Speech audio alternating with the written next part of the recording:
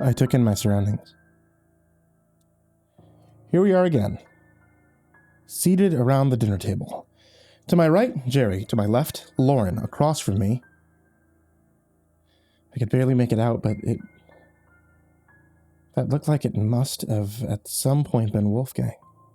My eyes stung like they'd been brining in salt for hours.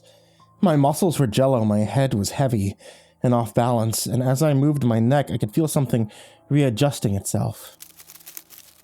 Something that felt like a series of shallow knives, stabbing into my skin and my hair, releasing streams of blood down my forehead and behind my ears.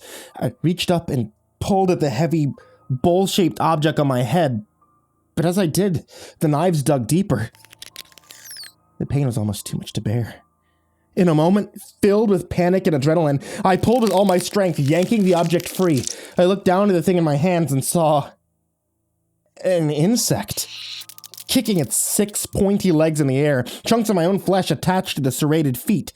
It looked like a gray mite, only it was about a foot in diameter, with a shell like a horseshoe crab. Where its mouth should have been, there was instead a thick, white, segmented tube running into my own mouth. Something beneath the hard crab shell vibrated, emanating the loud, chirping noise. I dropped the mite onto its back, grabbing the tube inside my mouth, and started pulling. It was sticky, slimy, rubbery, and worst of all, long. I could feel it writhing in my throat as I pulled it out, 3 or 4 inches at a time. But the more I pulled, the more emerged, until it was just a coil of white tube, several yards long. When I finally reached the end, I saw that it had a pair of black eyes and a mouth of its own, with concentric circles of hundreds of yellow, hooked teeth. I was looking into a tiny lamprey face. The noise it made when we locked eyes was loud and shrill. I tossed it aside and dry heaved as every muscle in my body screamed. A tingling feeling was returning to my arms and legs. Tears washed the burn from my eyes, and now I could see with clear horror exactly what surrounded me. The helmet bugs were sitting atop all the others. The calamari mouth tubes suckled at their insides as the creatures clenched themselves in place. The room was the same, but oh so different. The light came from the bioluminescent white film that coated the surface of the walls around us and looked like glowing, coagulated fat. The mouth tubes on the creature I tossed aside was now screeching. It was whipping around like an uncontrolled fire hose. As soon as I was strong enough to stand, I stomped it into oblivion. The mite creature's legs stopped chittering in the air and slowly curved in on themselves. It got off lucky. Death was too good for that bastard. My next move was to try and wake Jerry. He would know what to do. Or he would at least have something funny to say about our predicament. But the creature on his head had 6 legs firmly embedded into his skull. I couldn't figure out any way to remove the bug without risking a fatal scalping. As I considered pulling at the mouth tube, I realized that Jerry had grown a beard since the last time I saw him. Even with the bug helmet, I could see that his wild hair had grown significantly longer. We must have been sitting here at this table for a couple of weeks at least. Realizations came to me in waves. He was wearing the same clothes he had on when we walked up the hill to Bedside Manor. I was also back in my jeans and t-shirt. The floor was sticky, patches of spaghetti noodle plants wriggling out of the carpet every few feet, releasing clouds of ashy spores into the air. On the table where our plates should have been, there were clusters of translucent egg sacs, with each egg about the size of a ping-pong ball and containing multiple tiny helmet bug embryos. To top it off, everyone else at the table was different now. They were all emaciated, the worst being Tobias and Bridget. Mummified corpses with dark tanned skin stretched across skeletal remains. Wolfgang was naked, taller, gaunt, and stretched out like a starved child that had aged into malnourished adulthood. He and his mother must have been sitting in place for years. Claire and Lauren were wearing the same clothing as when we attempted our escape together. Felt like such a long, long time ago. I couldn't tell how long the sisters had been here, but they both looked like they were starving. I needed to check to see if any of them were even breathing, or if the insects had sucked the last of the life from their husks. Stripes of blood had dried in lines down Claire's face long ago. The tube of the insect pulsed as I got closer. The parasitic monster was clearly aware of my presence, even if none of the others were. Maybe I could scare it away or pry it off, but first I needed to see if I was wasting my time on a futile effort. I put my hand to Claire's neck, hoping to feel a pulse. Her skin felt cold under my fingertips. If there was a trace of a heartbeat, I couldn't find it. But I didn't need to. Her hand shot up and wrapped around my wrist. Her eyes opened wide and stared ahead. Through me. And then I heard her voice inside my head. Get out while you still can. Do not try to save us. She released her grip and let her hand fall to her side. Her eyes closed, and she went as still as a frozen lake. Claire, I said, I'm not going to leave you. There was a different voice in my head now. Not Claire's, not mine. Someone. Something else. You're not supposed to be here, Jack. I felt the blazing heat upon my back like a fire run amok. I turned to face the source and nearly missed it. The thing emitting the invisible radiation was sitting there, at the head of the table, the same place where it had been this entire time. I knew he was there, only I couldn't see him. He didn't reflect any light, like some kind of dark hole. He absorbed everything around him, but I could sense his presence if I focused hard enough. He was the shape of a human. One head, 2 arms, all that stuff, except he wasn't made of flesh and matter. He was made of negative space. I physically couldn't even point my eyes at him, but I knew he was there. Hey, I said. This whole thing your idea? Yes, he said back in a voice that sounded like a hiss of steam. Well, it's quite awful and I hate it. I know. You were never supposed to see this. No one's ever woken up before. Not in a billion worlds. Not in a trillion years. There's no protocol for this. What are you supposed to be, anyway? We are as the microbiota who live in your intestines. We help you. We keep you alive and strong, and in return, you feed us. Our species are a symbiosis. We wish you no harm. Yeah, really? I said, wiping the fresh blood trail out of my brow. You could have fooled me. I mean, what with all the death and torture and everything. We survive off the emotional energy you throw away. Excitement, fear, love, hate. It all tastes the same. When our hosts allow it, we sow euphoric sustenance.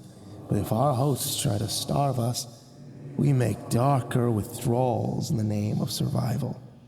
Surely you understand. Yeah, understand my dick, I screamed. This negative void energy was really starting to piss me off. Perhaps, the voice said with hesitation. A compromise is in order. For a brief instant, I felt a flicker of hope. The entity running this nightmare wanted to come to the proverbial table. Gods don't need to negotiate. The fact that it was willing to bargain could only mean it knew I was capable of harming it. I just had to figure out what it was afraid of. Compromise, huh? I looked around the room. Well, you could start by letting us all go and maybe buy me a new car. That's not possible. I'd settle for an old car. You may leave this place, and you may take one of the other players with you. Choose well, for this is the only chance you get. That made sense. The game needed to continue no matter what the cost. These creatures survived for years without me or Jerry. But their nest had reached max capacity with 6 hosts. If any more than 2 of us left, there wouldn't be enough to feed the brood. I wasn't going to lose any sleep over leaving Wolfgang to dream it out forever, but running away wasn't much of an option either. I looked at Jerry, then turned to Claire. Her words echoed in my mind. Get out while you still can. Do not try to save us. No, this wasn't fair. See, I'd beaten the game. I'd escaped. And this was my reward? Another impossible moral dilemma? Even if I did make a deal and rescue another person, or even if I stayed behind so Claire and Jerry could both get out, I would just be delaying the Void's plan. 2 other poor suckers would replace the empty roles, and then the game might actually get played. Then whatever the next step was supposed to be, I'm still not completely sure what they're planning, there was only one real option. Everything else was merely a distraction. I had to stop the game for good. I didn't know how, but if there was one person in the world who could fuck shit up enough to save the day, it was Jerry. I walked over to where he sat and grabbed the fleshy umbilical cord connecting him to the bug in his head with both hands. I began yanking it out of Jerry's throat. "Stop that," commanded the entity at the head of the table. He didn't like what I was doing. That was a sign that I was on the right path. The thing wriggling in my hands as I removed it inch by inch. It was a yard long when I finally heard the sound of the head of the creature popped out of Jerry's mouth, recoiling to face me and screeching. Jerry's eyes popped open. He gagged, sputtered, looked around. "What in the holy name of Xenu?" The wormy tentacle whipped out of my hands and darted for Jerry's mouth like a moth to a lamp. Considering how many benders I'd seen him recover from, I shouldn't have been surprised by how quickly Jerry's reflexes returned to him after regaining consciousness. Without even taking the time to panic, he punched the creature in the face and said, "At least buy me a drink first." "Jerry!" I yelled. "No time to explain. We've been tripping on deep throat monster juju this whole time." He looked at the others in the room, at all the bugs latched onto their heads. With a grossed out expression, he put a hand onto his own head and felt the creature there. "Quick!" he yelled, reaching into his pocket and pulling out a metal lighter. "Grab the prehensile proboscis!" The what? "The prehensile proboscis, Jack!" I don't know what that means. "The teethy tube! Jesus, Jack! Learn context clues!" I grabbed the teethy tube out of the air. It wriggled and fought back. I dodged its snapping teeth as Jerry worked the lighter. It took a few flicks, but eventually he managed to catch a steady flame, which he then held against the bug's shell. It screeched in my hands. The body portion detached from Jerry's head, kicking the lighter out of his hand and jumping away. As soon as it was loose, I swung it around in the air and gave it my best hammer throw into the wall. "Enough!" shouted the Void. "I command you to stop!" Jerry pointed at the entity at the end of the table, turned away momentarily to vomit on the floor, then asked, "What's that thing?" I don't know. Something stupid. It seemed to rise, like it was standing, or growing. "There are 8 billion hungry mouths waiting to be fed.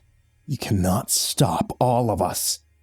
Jerry picked up his chair and flung it into the Void, shouting, "Try me, bitch!" The Void disappeared with a sound like a crack of thunder. Still, his voice lingered. "You will end this senseless violence, or else we'll not be so kind the next time we put you back into the game. Your whole species will have you to blame when they wake up in a hellscape." I heard a noise that nearly stopped my heart. An avalanche of stabs.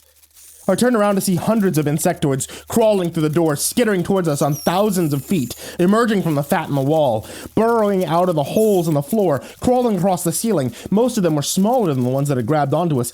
Fresh hatchlings, bodies the size of coins and mouth tubes as long as rulers. They covered every inch of the floor, climbing over one another, flowing towards us, reaching out with their lamprey mouths, screeching that horrible noise. Jerry jumped out of the table, grabbed my hand, and hoisted me up. As they expanded to the walls and began to cover the white bioluminescent film, the room grew darker and darker. "All right," Jerry said. "Don't panic, I have a plan. First, I'm going to jump onto the chandelier and swing across to the—" He didn't finish what he was saying. One of the legs from the table broke under our weight. We both toppled off of it and slammed into the pile of hatchlings at Bridget's feet. I stood and wiped the bug goo off my shoulder, then jumped into the chair with Bridget. Now that I was this close, it was hard not to see exactly what those creatures had done to her. Her hair was long and gray, her clothes torn down to tatters. Her jerky-fied skin clung tightly over the bones like it had been vacuum sealed, and in the dim light, I could easily see her pupils rapidly bouncing back and forth behind their closed lids. She may have been sucked dry, but the insects were keeping her alive somehow. I couldn't focus on that, though. Not right now. An idea struck me. I pointed at Tobias's shriveled husk and shouted to Jerry, "Weapon!"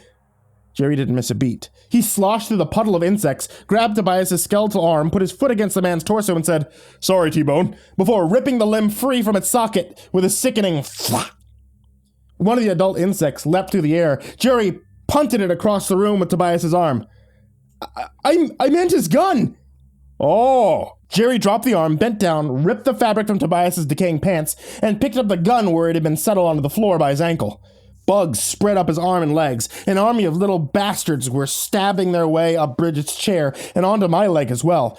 There were too many. We'd never be able to kill them all. For the briefest of moments, I considered begging Jerry to just shoot us both. But then Jerry pointed at the cluster of eggs on the wall and fired. The sound of the gunshot in the tiny room was loud, but the reacting screams of hundreds of shrill, otherworldly monsters was nearly deafening. The walls reverberated from the collective hissing, and altogether they flowed away from the noise. They dropped from my clothes and skin, they ran back into the holes in the floor and wall, they retreated en masse. It would seem they weren't used to their food fighting back like this. "Jack?" The voice was weak. I turned my head to see Claire. Her eyes were unfocused. Fresh crimson lines ran down her face. She looked at me, tried to stand, and collapsed into her chair. The creature that had been draining her had retreated at the sound of the gunshot, along with all the others, and pained moans escaped from Lauren's throat. Before I could say anything, Jerry screamed a word I've heard him scream far too many times. "Fire!" He had pointed at the other side of the room where his lighter had landed with the wick still lit. A ring of flame steadily expanded outwards on the carpet. When the fire hit the wall, it ran up the edge like a dry fuse. Egg sacs sizzled and popped. Tiny monsters screeched and fell to the floor, and before I knew it, the fire had reached the ceiling. I forced myself to ignore it, for now, and focus on the escape. I ran to Claire's side. Jerry took my lead and rushed over to Lauren. Claire's eyes opened momentarily. Her head rolled to one side as she focused on me and said, "Don't. Please save yourself. We're getting you and your sister out of here." She closed her eyes. She was too weak to fight. "No, I don't." And that was it. She was unconscious again. I assumed she was trying to say something like, "I don't know how to thank you," but I could feel the fire against my back, a real fire now, so there wasn't any time to reconsider. I put an arm around her back, another beneath her legs, and scooped her up. I was shocked at how little she weighed. Somehow, I found room in my heart to hate this house even more for what it had put us through.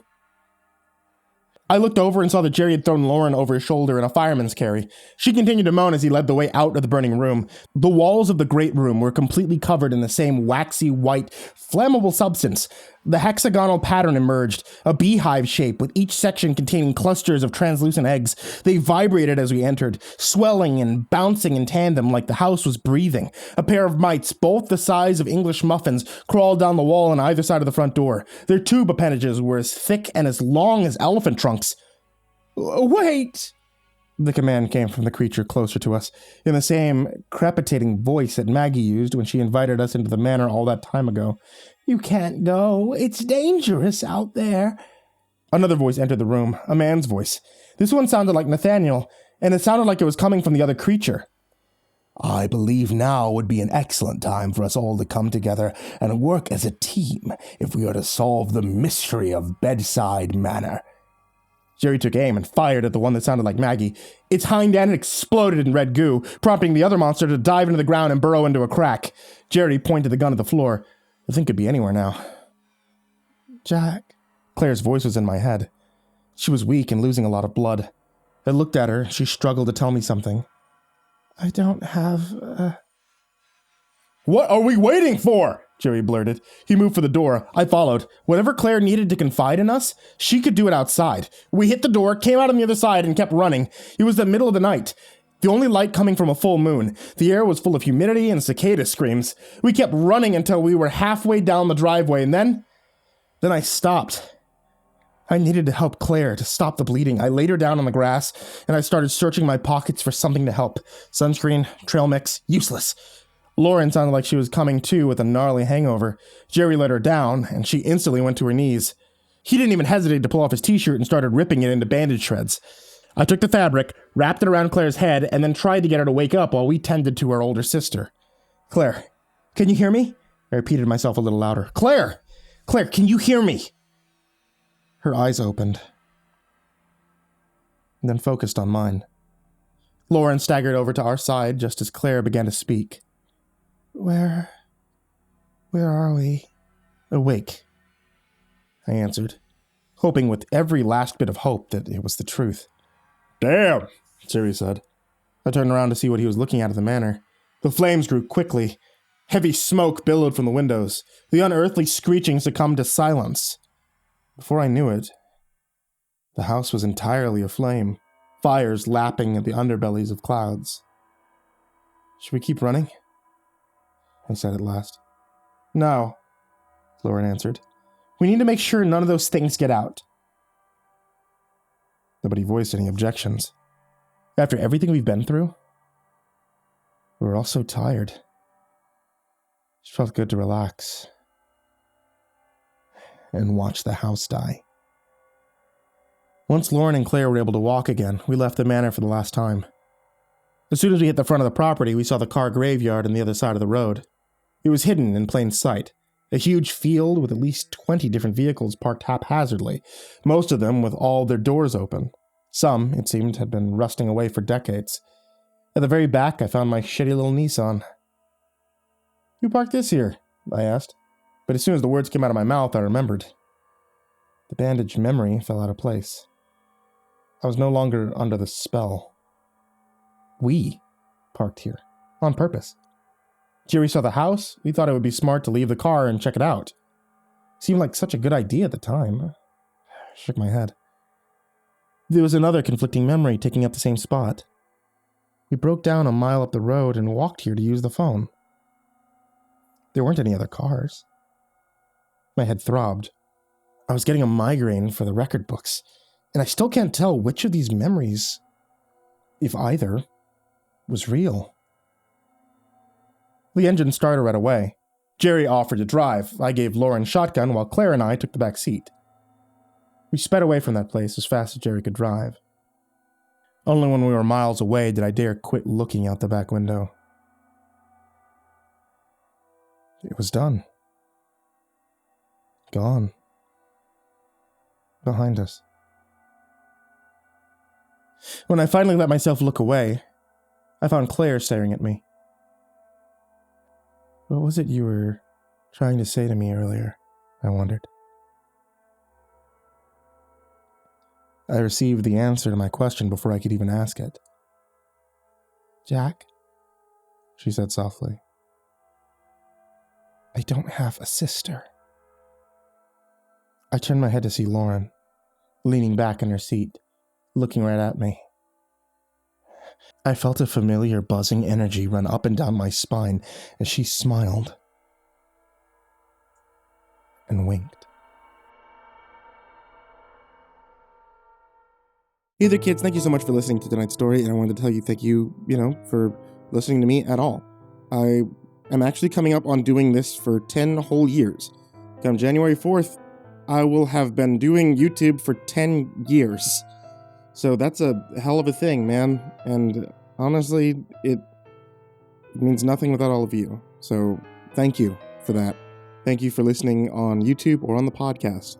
I also want to give a very big thank you shout out to all of you guys out there on Patreon. If you guys want to check out patreon.com/MrCreepyPasta, you're able to support the show, support me, support my cats, support, being cool folks out there, like people like these. Jordan Alexander Sanchez, Mr. Thud, Ken Lando Higuchi, Chompski, Bobby Carmen, Nico Kaeo, Tristain Pelton, Chance Burnett, Diana Kraus, Raven Hart, 1-800-Nightmare, King Hades F13, Unknown Nobody, Joshua McMeekin, Michael Scarborough, Kazin, this is my real name, no shit, Jason VB Wilson, Infernal One, Little Wolf Gaming, JimboTheHutt, Caspian, Jordan Niels, Hades Nephew, Jordan Wayne Deckard, Bradley Leipe, and Charron, AcidSystem, Mike Bullock, Prozac and Pancake Appreciation Society, Brian Arce, Cryptic Nightmares, Brianna Wright, Someone You Love, S-Man, Kiri the Sloth, Thomas Burgett, Liam Newman, Sky Harbor, Caleb Dougal, Nina Smith, Rafael Rodriguez, The Ginger Bros, Aaron Stormcrow, Daniel Polson, and CoryxKenshin. Thank you guys so much for your support on Patreon. I really can't thank you enough.